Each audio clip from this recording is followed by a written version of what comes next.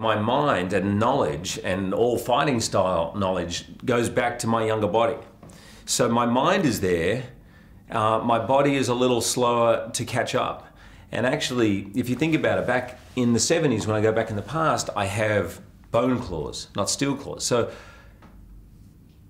when you're used to getting around with metal, it was a real challenge to be able to remember, oh, my body's lighter, and he's not used to that memory-wise. So maybe answering in a more complicated way, but yeah, it was a fun challenge.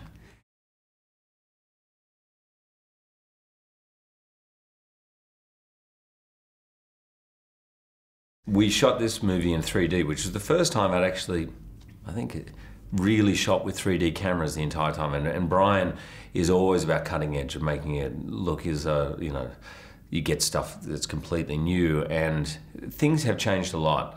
And weirdly, there's less green screen and blue screen on a set than there used to be. So now they understand that the best way to make these things work and feel real is to keep as much of it real, actually. So you'll have bigger sets that will be augmented with green screen. So it has changed, but in reality for the actors, it seems less technical, actually.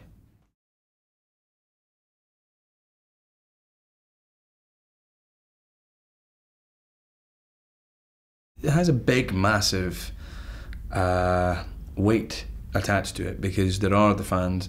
There is also just an expectation from the studio that it makes a lot of money and that it's successful and all that as well.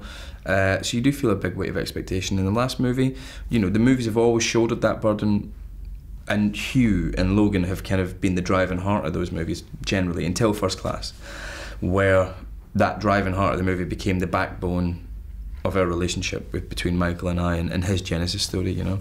And in this one, it's more to do with my Genesis story, and not necessarily a sort of origins, but like certainly the crucible through which that character passed to become who we've always known him as. So you know that you're basically portraying one of the pinnacle and focal and turning points of this man's life, and it's all on you. So it's a big pressure. You just want to make it as conflicted as possible, so that you've got two people, basically. You've got the person inside, trapped, struggling, pushed down and abused and traumatised, and that is the Charles that we've always known. And then fighting that, you've got the coward, the selfish, the weak, the traumatised, the damaged Charles, who's winning over this sort of saintly figure that he will go on to become. And so you're just trying to make sure that those two people are present at all times in your performance, so that it's not just like Jekyll and Hyde, you know?